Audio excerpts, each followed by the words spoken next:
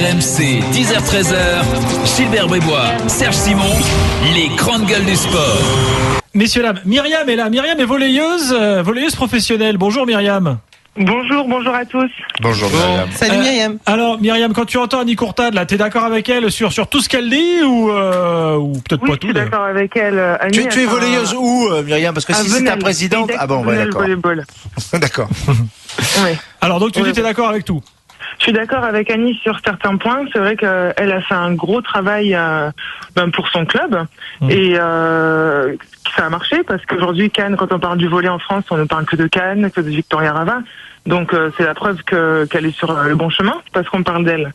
Donc la médiatisation, ça passe comme elle dit, mais par son calendrier, parce que c'est vrai que quand on parle de son calendrier, c'est passé à la télé, ça passe. Il y a que quand on parle de femmes qu'on parle de volley. On parle pas de volley pour parler des femmes. Pour parler de sport, tu veux dire, on parle pas assez de sport. C'est quoi la vie d'une volleyeuse professionnelle aujourd'hui en France? C'est assez compliqué parce que dans le manque de médiatisation, il y a forcément un manque d'argent. Donc c'est une vie c'est une vie de sportif de haut niveau sans forcément les revenus qui suivent. C'est quoi les revenus moyens chez les filles, par exemple, là, sur l'ensemble de la première division? Je pense que le revenu moyen, ça doit être dans les 20 000 euros par saison. Voilà, faut bien préciser, par saison. Par an. Oui. Voilà. Donc on ne peut pas en vivre concrètement. Enfin, toi tu arrives à en vivre. On en vit sur le coup. Ensuite, il faut forcément, faut avoir une reconversion, faut prévoir l'après-volley, quoi. Myriam, t'as l'impression que le volley est un sport sinistré en France? Oui, complètement. Alors c'est quoi les solutions, Myriam?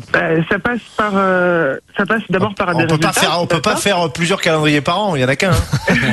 Non, bien sûr, mais ça passe par des résultats. Les garçons l'ont fait il y a quelques années. Les filles, on rame un peu toujours. On se qualifie au championnat d'Europe régulièrement. Là, on joue les matchs de barrage à la fin du championnat, au mois de mai, contre l'Ukraine. Mais encore une fois, ça se sépare. Oui, mais c'est le serpent qui se mord la queue. Il peut y avoir des résultats quand vous serez sortis de la crise. Les salles sont pleines. Pardon ? Les salles sont pleines. Ça dépend des villes. Ça dépend des villes, bien sûr. Donc, est-ce qu'il y a une économie de la moitié billetterie, des par gens ne exemple? savent pas qu'il y a du volley professionnel, parce qu'on reste professionnel.